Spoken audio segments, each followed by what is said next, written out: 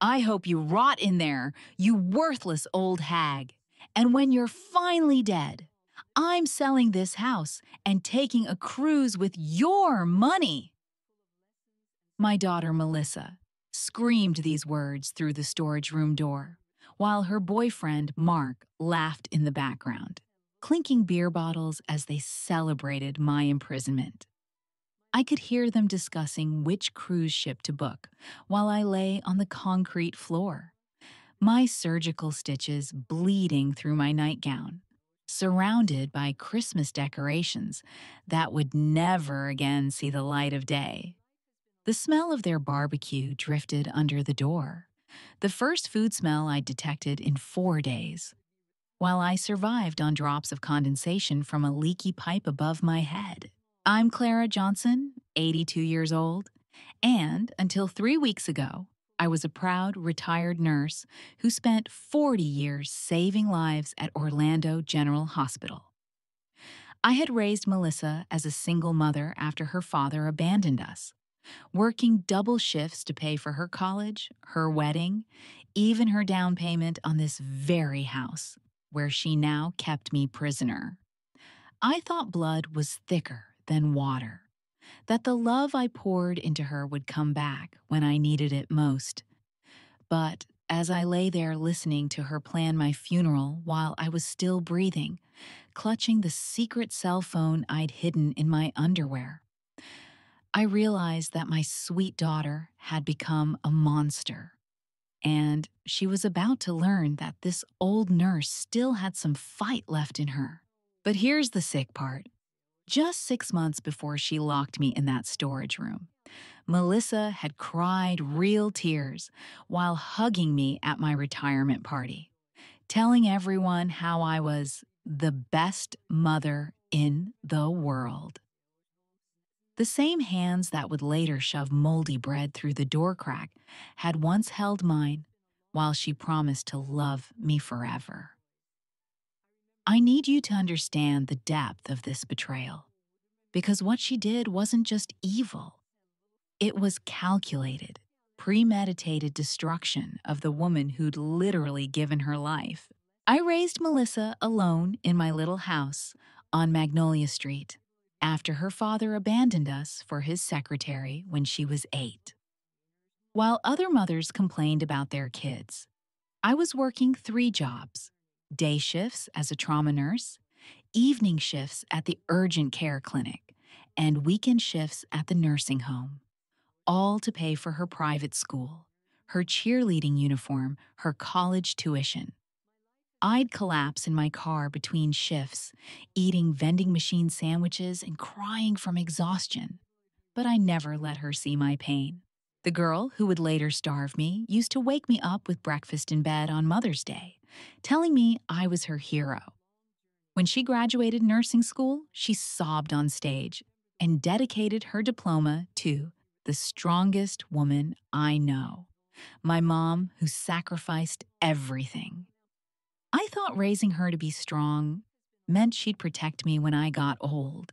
Instead, I'd created a monster who saw my weakness as an opportunity. The red flags were there, but I was too blind with love to see them. When Mark came into her life, everything changed. This slick real estate shark with his fake Rolex and cocaine habit turned my sweet daughter into someone I didn't recognize.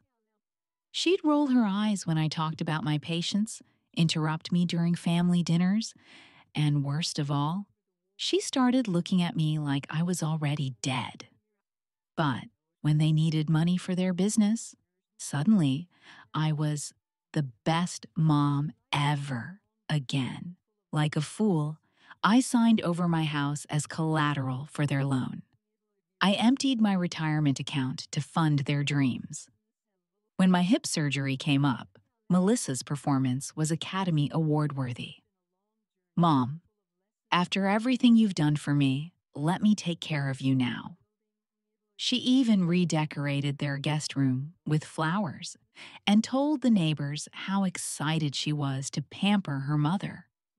What she didn't tell them was that she'd already been browsing nursing home websites, calculating how much my Social Security checks would be worth, and planning exactly how to get rid of the woman who'd inconveniently refused to die on schedule. The first warning sign came on the drive home from the hospital, but I was too drugged up on painkillers to fully process what I was hearing. Mark was driving while Melissa sat in the passenger seat, both of them thinking I was asleep in the back. "How long do we have to keep up this charade?" Mark whispered, his voice dripping with irritation. "The old bat's Social Security barely covers the mortgage, and she's going to need expensive care for months, just until we can figure out the house situation," Melissa replied coldly, checking her makeup in the mirror. "Once she signs the deed transfer papers, we can start looking at facilities. The cheapest ones have waiting lists anyway." They were discussing my future like I was livestock, calculating my worth down to the dollar while I lay there pretending to sleep, my heart breaking with every casual word about getting rid of me.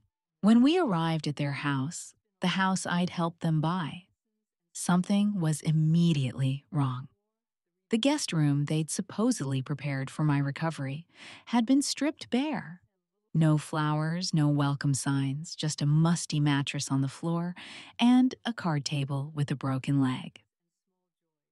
"Sorry, Mom, we had to move some things around," Melissa said, without a trace of remorse, not even helping me out of the car. "Mark's mother might visit, so we need the good room available." That first night, I learned what my new reality would be. Dinner was a bologna sandwich served on a paper plate, eaten alone while they enjoyed takeout Thai food in the dining room. When I asked for a glass of water, Melissa sighed dramatically and pointed to the bathroom faucet. "You're a nurse, Mom. You know how to take care of yourself." The woman who used to make me chicken soup when I had a cold was now treating me like an unwanted house guest who'd overstayed their welcome.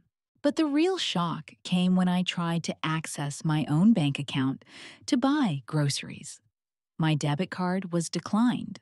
Confused, I called the bank from their landline, only to discover that Melissa had been added as a joint account holder during my surgery and had transferred most of my money to cover their emergency expenses.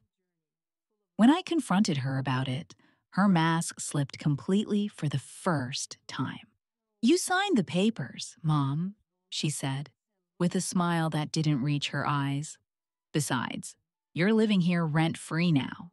Consider it payment for room and board." The papers I thought were for medical consent had apparently included financial authorization. I'd been robbed by my own daughter while unconscious on an operating table, and she was acting like I should be grateful for the privilege. The psychological torture started small, but escalated quickly. They'd have loud conversations about nursing homes within earshot, complete with comments about how some places are basically warehouses for people waiting to die. They'd order pizza and eat it in front of me while serving me expired canned soup. Mark would accidentally bump into my walker, sending me stumbling into walls while he laughed and called it clumsiness. But what hurt most was watching Melissa erase me from their life. Photos of us together disappeared from the walls, replaced by pictures of her and Mark on vacations I'd paid for. When her old nursing school friends called to check on me, she'd tell them I was doing great and keeping busy, never mentioning that I was basically under house arrest. She even canceled my subscription to Nursing Weekly and threw away my mail without telling me, cutting off my connections to the outside world one piece at a time. The breaking point of this phase came during a dinner party they threw for Mark's business associates. I was forbidden from joining them, locked in my room so I could rest properly. But I could hear everything through the thin walls. Melissa playing the devoted daughter, telling stories about her heroic nurse mother who'd sacrificed everything for her education. The guests were praising her character, calling her lucky to have such an amazing mom, while she soaked up their admiration, knowing full well that amazing mom was 20 feet away, eating crackers and drinking tap water for the third day in a row. Things took a sinister turn when Mark lost a major real estate deal and they needed money fast. Suddenly, I wasn't just an inconvenience. I was a financial liability that needed to be eliminated. The psychological games turned into outright abuse, and I realized these weren't just selfish kids anymore. They had become predators, and I was their prey. It started with the medication mix-ups. Melissa, using her nursing knowledge, began giving me pills that made me dizzy and confused.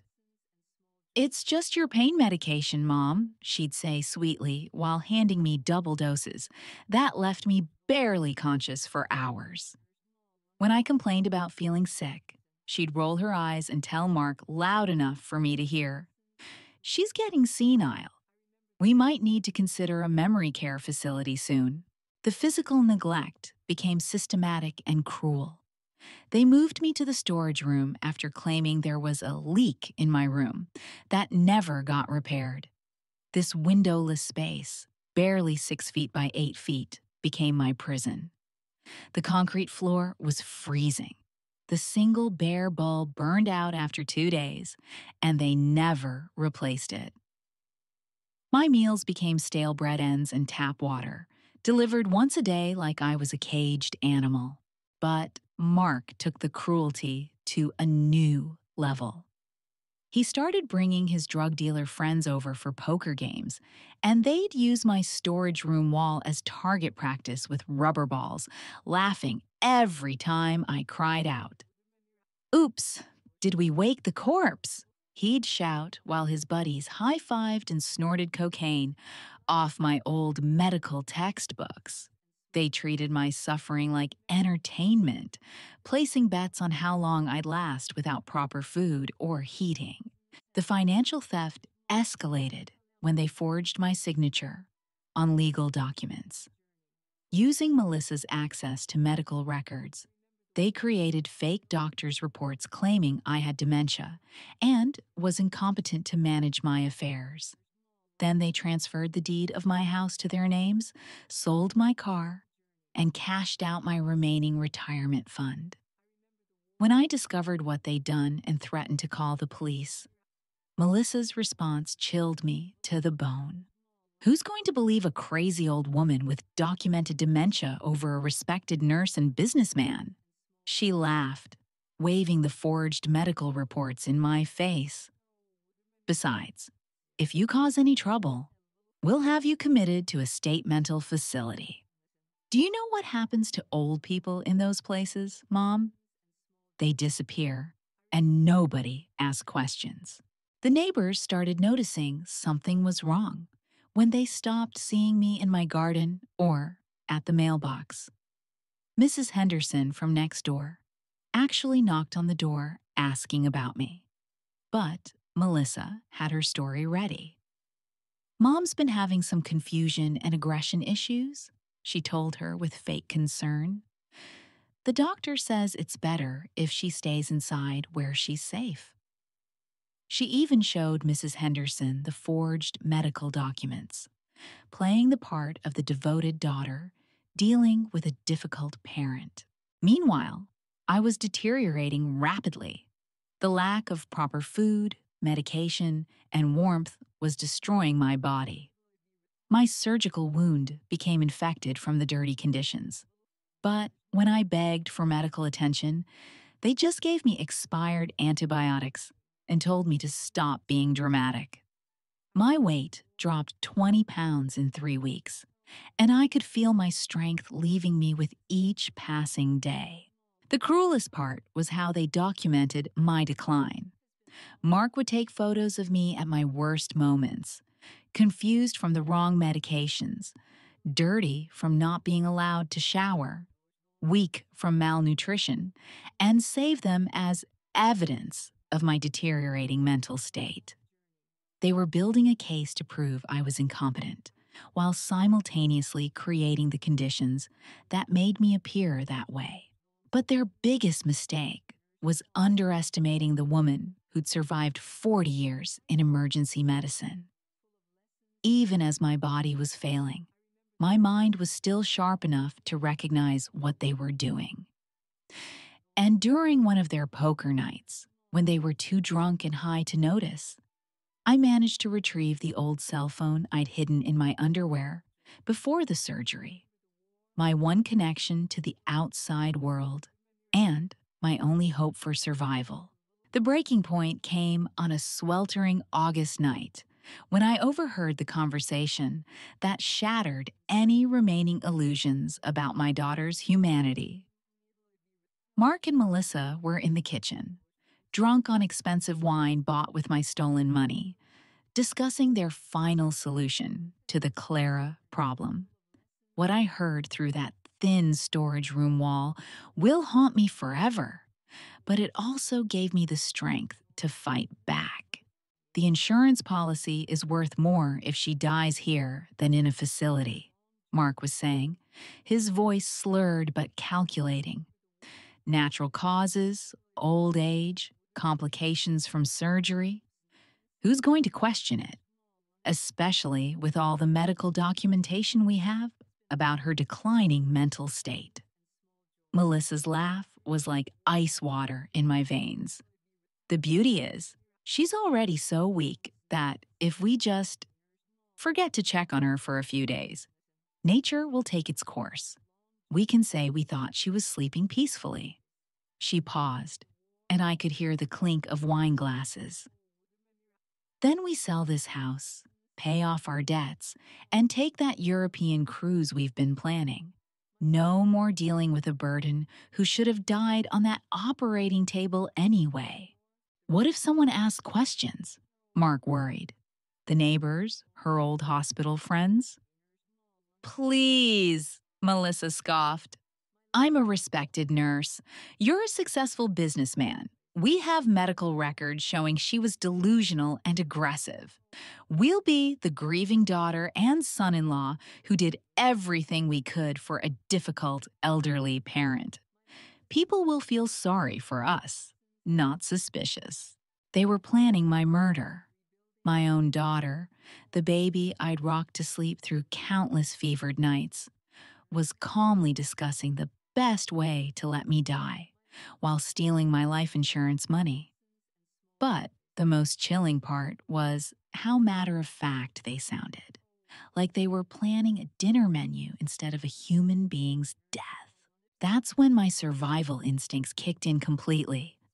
With trembling fingers, I pulled out the cell phone I'd kept hidden in my underwear, praying it still had battery life. The screen lit up dimly, 12% power remaining. My arthritic fingers could barely work the small buttons, but adrenaline gave me strength I didn't know I still possessed. I dialed 911, and when the operator answered, I whispered the words that would change everything. This is Clara Johnson, 82 years old, and I'm calling to report elder abuse. My daughter and her boyfriend are holding me prisoner. They've stolen all my money, and I just heard them planning to let me die. Please send help to 247 Magnolia Street in Orlando. I'm locked in a storage room, and I think they're going to kill me tonight. The operator kept me on the line, her voice calm and professional, asking for details while I could hear sirens beginning to wail in the distance. Ma'am, officers are 3 minutes away. Can you stay on the phone with me? But then I heard Mark's voice getting closer. Did you hear something? Like talking? My heart stopped as footsteps approached the storage room door. They were coming to check on me, and if they found the phone, I was dead. I have to hang up, I whispered into the phone. They're coming. Please hurry. The doorknob rattled, and Melissa's voice called out mockingly, "Mom, you better not be causing trouble in there. We wouldn't want to have to sedate you again." The lock clicked open, and light flooded my dark prison as she peered inside with a flashlight. That's when the most beautiful sound I'd ever heard filled the air.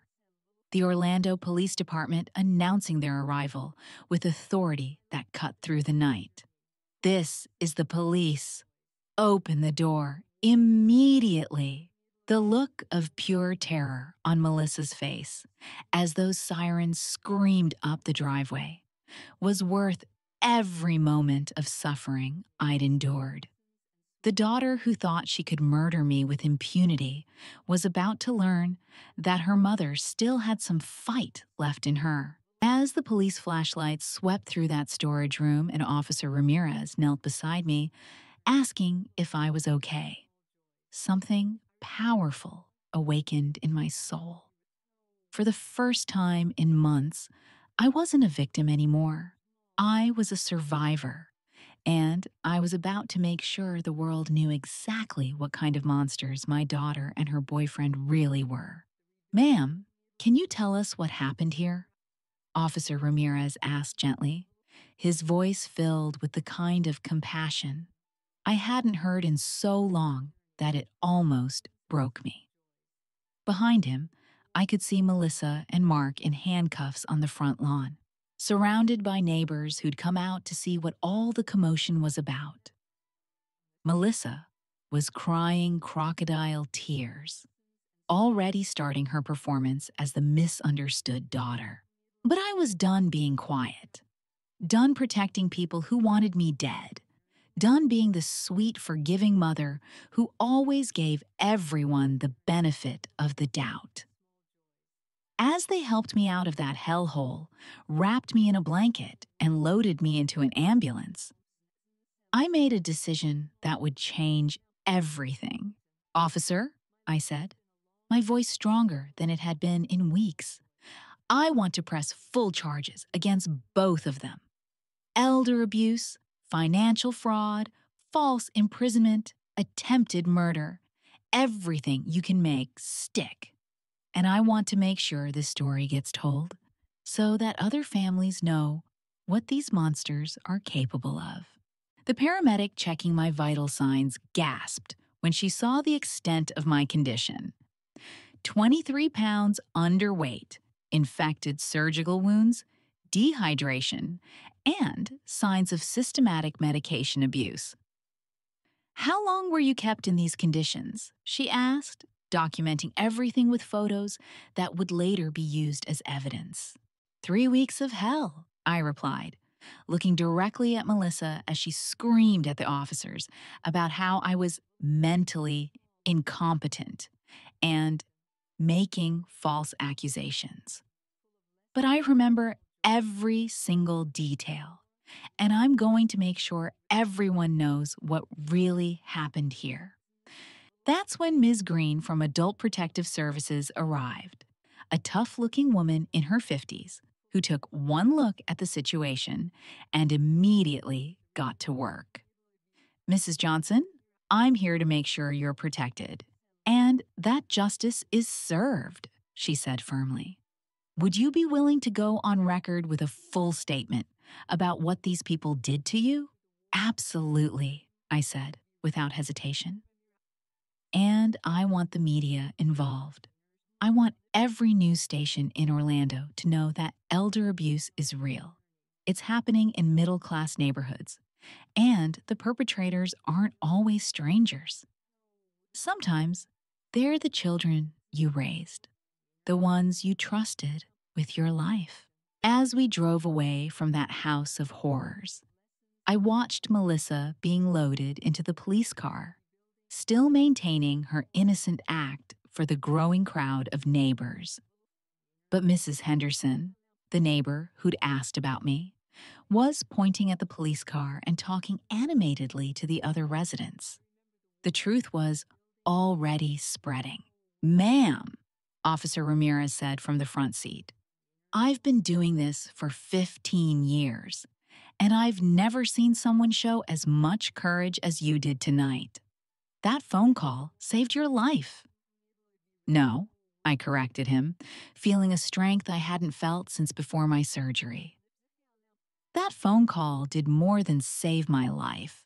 It's going to save other people's lives too, because I'm not going to let this story die quietly. I'm going to make sure everyone knows that when you abuse an elderly person, you're not just hurting them. You're attacking someone's mother, someone's grandmother, someone who spent their whole life caring for others. As the ambulance pulled into Orlando General Hospital, the same hospital where I'd spent 40 years saving lives, I realized that my career as a healer wasn't over. It was just beginning a new chapter. Instead of healing bodies, I was going to heal a broken system that allowed monsters like my daughter to prey on vulnerable seniors. The scared, weak woman they'd locked in that storage room was gone forever. In her place was a warrior with nothing left to lose and everything to fight for. The next morning, while Melissa and Mark sat in Orange County Jail unable to make bail, I was sitting in a comfortable hospital bed, giving my statement to Detective Williams and a court reporter. But this wasn't just any statement. This was going to be the foundation for a case that would make headlines across Florida and send a message to every potential elder abuser in the state. Mrs. Johnson, we've recovered your financial records, and the fraud is extensive, Detective Williams explained, showing me documents that proved they'd stolen over $340,000 from my accounts. Between the financial crimes, false imprisonment, elder abuse, and conspiracy to commit insurance fraud, they're looking at serious prison time. But the real satisfaction came when Ms. Green returned with news that made my heart sing. Clara, the state is seizing their house under asset forfeiture laws. Since they purchased it with your stolen money, it legally belongs to you. They'll be homeless when they get out of jail. That afternoon, Channel 6 News arrived for an exclusive interview. I'd spent years caring for others behind the scenes, but now it was time to step into the spotlight and use my voice to protect vulnerable seniors everywhere. When reporter Sarah Martinez asked me why I was going public with such a personal story, my answer was crystal clear. Because monsters like my daughter are counting on their victims staying silent, I said, looking directly into the camera. They bank on shame, on family loyalty, on the idea that we'll protect them even when they're destroying us. Well, I'm done protecting predators. If sharing my story saves even one elderly person from going through what I endured, then every moment of pain was worth it. The interview aired that evening during prime time, and the response was immediate and overwhelming. The news station's phone lines lit up with calls from other elder abuse survivors, adult children reporting suspicious behavior from siblings, and community members demanding action. My story wasn't just news anymore.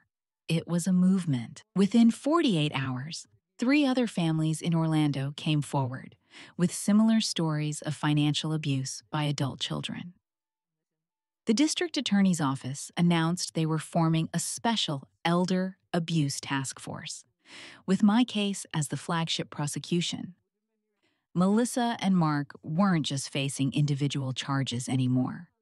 They were about to become examples of what happens when you prey on the elderly in Florida. The legal process moved with surprising speed. The evidence was overwhelming. Recorded conversations, medical records showing systematic abuse, financial documents proving theft, and testimony from neighbors who'd witnessed suspicious behavior. Melissa's nursing license was immediately suspended pending investigation. And Mark's real estate license was revoked when authorities discovered he'd been using similar tactics on elderly clients. But the public humiliation was just beginning. Someone leaked the booking photos, and they went viral on social media with captions like, "Faces of Evil," and "This is what elder abusers look like." Melissa's former nursing colleagues shared the posts, expressing shock that someone they'd worked with could be capable of such cruelty. Mark's business partners publicly distanced themselves, and several pending real estate deals fell through when clients learned about the charges. The neighbors on Magnolia Street organized a support rally for me, gathering in the very front yard where I'd been rescued. Mrs. Henderson became my unofficial spokesperson, telling reporters, "Clara Johnson is a hero. She raised that monster by herself, worked 3 jobs to pay for her education, and was repaid with torture. If this can happen to someone as strong as Clara, it can happen to any of us." Meanwhile, Adult Protective Services conducted a thorough investigation that uncovered the full scope of their fraud. They'd not only stolen my money, but had been operating a scheme targeting other elderly clients through Mark's real estate business. What started as family abuse had evolved into organized crime, and now federal prosecutors were getting involved. The most satisfying moment came when I learned that Melissa had been placed in solitary confinement for her own protection. Apparently, even hardened criminals don't tolerate people who abuse their own mothers. The woman who'd called me worthless was now finding out what real worthlessness felt like. As I sat in my new apartment, paid for with the money recovered from their accounts, I realized that my fight was just beginning. This wasn't just about getting justice for myself anymore. This was about changing laws, raising awareness, and making sure that elder abuse carries consequences so severe that no one would ever consider it again. 6 months after that nightmare ended, I was sitting in my beautiful new apartment overlooking Lake Eola, watching the sunset paint the sky in shades of gold and pink, when I realized something profound. I was happier at 82 than I'd been in decades. The woman who'd nearly died in a storage room had been reborn as someone stronger, more purposeful, and, surprisingly, more joyful than she'd ever been. My new life began with small victories that felt like miracles after months of deprivation.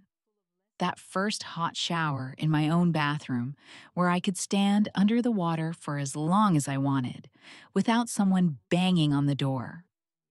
The first meal I cooked for myself, a simple grilled cheese sandwich that tasted better than any 5-star restaurant dinner because it represented freedom.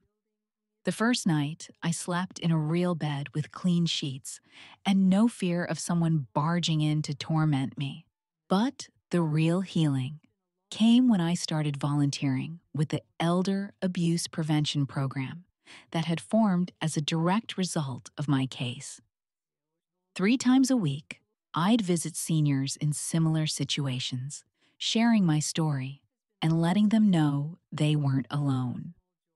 There's something powerful about looking another abuse survivor in the eye and saying, "I understand exactly what you're going through, and I'm proof that you can survive this." My first client was Dorothy, an 89-year-old woman whose grandson had been stealing her pension checks and threatening to put her in a home if she complained. When I met her, she was terrified, ashamed, and convinced that family loyalty meant accepting abuse. After I told her my story, she found the courage to call Adult Protective Services. Today, her grandson is in prison, and Dorothy is living in a lovely senior community where she's learned to paint watercolors and has even started dating a charming widower named Frank. The media attention continued, but now it was on my terms. I became the face of elder abuse awareness in Florida, speaking at conferences, appearing on national news programs, and working with legislators to strengthen protection laws. The Clara Johnson Elder Protection Act was introduced in the state legislature, mandating stricter penalties for family members who abuse elderly relatives and making it easier for seniors to report abuse without fear of retaliation. My social life exploded in ways I never expected. The neighbors who'd rallied around me during the crisis became genuine friends. Mrs. Henderson and I started a weekly bridge group that grew into a social club for active seniors. We take trips to art museums, attend community theater performances, and have dinner parties where the conversation flows as freely as the wine.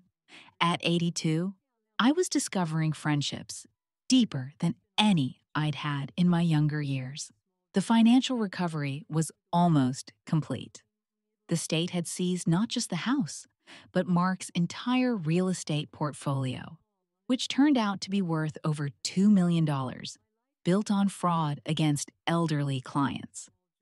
I donated a significant portion to elder abuse prevention programs, but kept enough to ensure my own security and independence. For the first time in my life, I wasn't worried about money or dependent on anyone else for survival. But perhaps the most unexpected joy was finding romance again. At a volunteer appreciation dinner, I met Henry, a retired fire chief whose own experience with family financial abuse had led him to advocacy work. Our first conversation lasted 4 hours, and by the end of the evening, I felt like I'd known him my entire life. He understood the betrayal, the healing process, and the fierce independence that comes from surviving something that should have destroyed you. Henry and I started taking ballroom dancing lessons, something I'd always wanted to try but never had time for during my working years. There's something magical about learning new steps at 82, about feeling graceful and elegant and desired, at an age when society tells you your life is essentially over. We're not talking about marriage. We're both too independent for that. But we're building something beautiful together. My days now begin with coffee on my balcony, watching the city wake up below me, and end with gratitude for survival, strength, and the unexpected gift of starting over at an age when most people are just waiting to die. I rescued myself from that storage room, but in the process, I discovered that the best years of my life were still ahead of me. The woman who almost died forgotten and alone had become someone whose story was saving lives across the country. The trial began on a crisp October morning, exactly 1 year after that horrific night in the storage room. As I walked into the Orange County Courthouse wearing my best navy blue dress and the pearl necklace my mother had given me decades ago, I felt a sense of completion that had nothing to do with revenge and everything to do with justice finally being served. Melissa and Mark had both lost significant weight during their year in county jail. Their designer clothes replaced by orange jumpsuits, their arrogant expressions replaced by the hollow stare of people who'd finally realized the magnitude of their crimes. When Melissa looked at me across that courtroom, I saw something I'd never seen before in her eyes. Genuine fear. Not fear of punishment, but fear of the woman she'd tried to destroy and who had instead become unstoppable. The prosecution's case was devastating. They presented evidence of financial theft totaling $387,000. medical records documenting systematic abuse and medication tampering, recorded conversations about insurance fraud and planned murder, and testimony from 12 other elderly victims of Mark's real estate scheme. But the most powerful moment came when I took the stand and looked directly at my daughter while describing what she'd done to me. Melissa Thompson, I said, using her married name because she was no longer my daughter in any way that mattered. You didn't just steal my money or lock me in a room. You stole my faith in family, my trust in the child I'd sacrificed everything to raise, and nearly stole my will to live. But what you gave me in return was something more valuable: the knowledge that I'm stronger than I ever imagined, and the purpose of protecting other seniors from predators like you. Her defense attorney tried to paint me as a confused elderly woman suffering from dementia. But Dr. Patricia Wells, the neuropsychologist who'd examined me, testified that my cognitive function was not only normal, but superior for my age group. Mrs. Johnson shows no signs of memory impairment, confusion, or diminished capacity, she stated firmly. She's one of the most mentally sharp 82-year-olds I've ever evaluated. The jury deliberated for less than 3 hours. When the foreman stood to read the verdict, the courtroom was so silent you could hear a pin drop. "Guilty on all counts," he announced, and I felt a weight I'd been carrying for over a year finally lift from my shoulders. Melissa collapsed in her chair while Mark stared straight ahead in shock. During the sentencing phase, Judge Rodriguez addressed them both with a severity that reflected the community's outrage. This court has seen many crimes, but few as calculated and cruel as what you perpetrated against Mrs. Johnson. You didn't just abuse an elderly woman. You abused your own mother, someone who trusted you with her life and safety. The sentences I'm about to impose reflect not just punishment, but society's condemnation of elder abuse in all its forms. Melissa received 12 years in state prison with no possibility of parole for 7 years.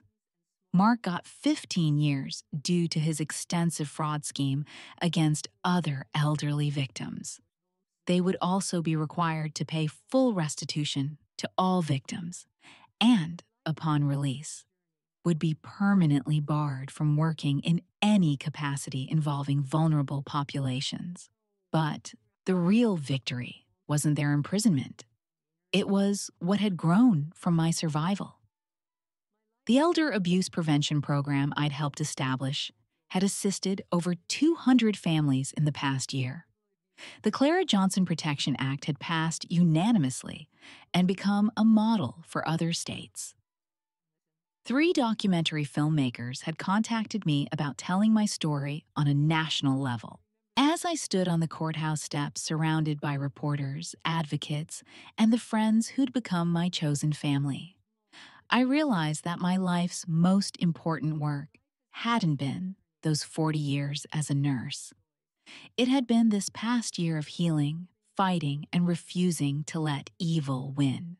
"Mrs. Johnson," a reporter called out, "what would you say to other elderly people who might be experiencing abuse but are afraid to speak up?" I looked directly into the camera, thinking of all the seniors watching who might be living in fear, and spoke from my heart. Your life has value, regardless of your age. Your dignity matters, regardless of your dependency. And your voice has power, regardless of who's trying to silence it. Don't die quietly to protect people who want you dead.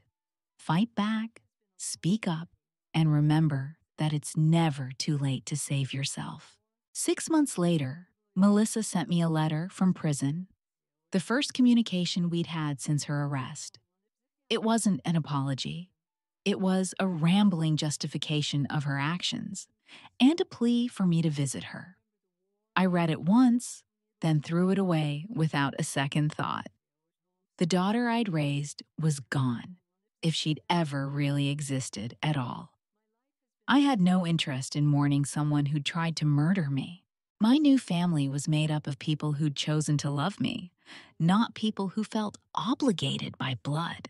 Today, as I sit in my garden apartment 2 years after that nightmare began, watching the sunrise over Orlando while sipping coffee from my favorite mug, I want to speak directly to every person watching this story.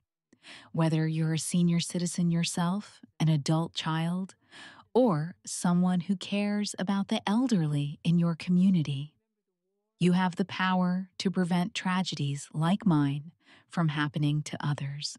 If you're an older adult watching this and something about my story feels familiar, please understand this. What happened to me wasn't unique. Elder abuse affects 1 in 10 Americans over 60, but only 1 in 24 cases ever gets reported. Right now, there are seniors sitting in storage rooms, being starved, having their medication withheld, or watching their life savings disappear while their own children plan their deaths. They're staying silent because they're ashamed, because they don't want to destroy the family, or because they've been convinced that speaking up will only make things worse. I'm here to tell you that your life is worth fighting for, no matter what anyone has told you. You are not a burden. You are not disposable. You are not too old to matter. The people who are supposed to love you do not have the right to abuse you, steal from you, or treat you like property. Blood relation does not give someone permission to destroy you. If someone is controlling your finances without your consent, isolating you from friends and family, threatening you, or making you feel unsafe in your own home, that is abuse, even if it's your own child doing it. You don't have to suffer in silence to protect someone who's hurting you. You don't owe loyalty to people who see you as an ATM or an inheritance waiting to happen. Here's what you can do right now. If you're in immediate danger, call 911. If you need help but aren't in immediate crisis, call the National Elder Abuse Hotline at 1-800-677-1116. They have counselors available 24 hours a day who understand exactly what you're going through and can connect you with local resources. Adult Protective Services exists specifically to help people in your situation, and they have the legal authority to investigate, prosecute, and protect you. But this message isn't just for seniors. It's for their families and communities, too. If you're an adult child watching this, ask yourself, how are you treating your aging parents? Are you seeing them as people with dignity and rights, or as problems to be managed?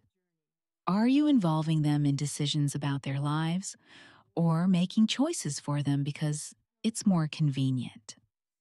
The line between helping and controlling can be thinner than you think.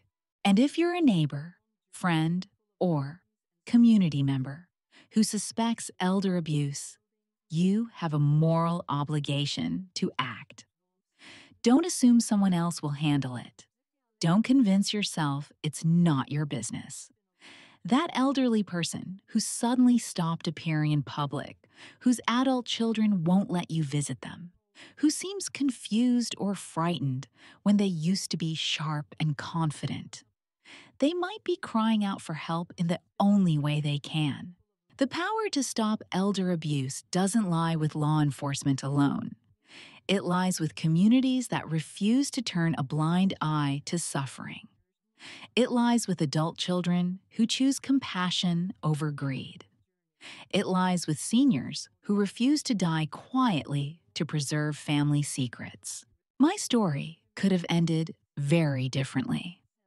I could have died in that storage room, and Melissa would have collected my insurance money while playing the grieving daughter at my funeral. The only reason I'm here talking to you today is because I made the decision to value my own life enough to fight for it, even when that meant destroying the family I'd spent decades trying to protect. But here's what I want you to remember most. My best years came after I turned 82, after I survived abuse, after I spoke up, after I chose myself over family loyalty. I found love, purpose, adventure, and joy at an age when society told me I should be preparing to die. I discovered that it's never too late to start over, to demand respect, to build a new family with people who actually care about your well-being. Your age doesn't diminish your worth. Your dependency doesn't erase your rights. Your family's reputation doesn't matter more than your survival. You matter. Your story matters. Your voice can save not just your own life, but the lives of other seniors who are watching this right now, hoping someone will give them permission to fight back. So, I'm giving you that permission. Fight back, speak up, save yourself, because a life lived in dignity is always better than dying quietly to protect people who want you dead. And to everyone else watching, share this story. Talk about elder abuse. Volunteer with local programs. Check on your elderly neighbors. Support legislation that protects seniors, because the next Clara Johnson might be someone you love, and your voice might be the one that saves their life. The strongest thing any of us can do is refuse to suffer in silence. Thank you for listening, and remember, it's never too late to choose yourself.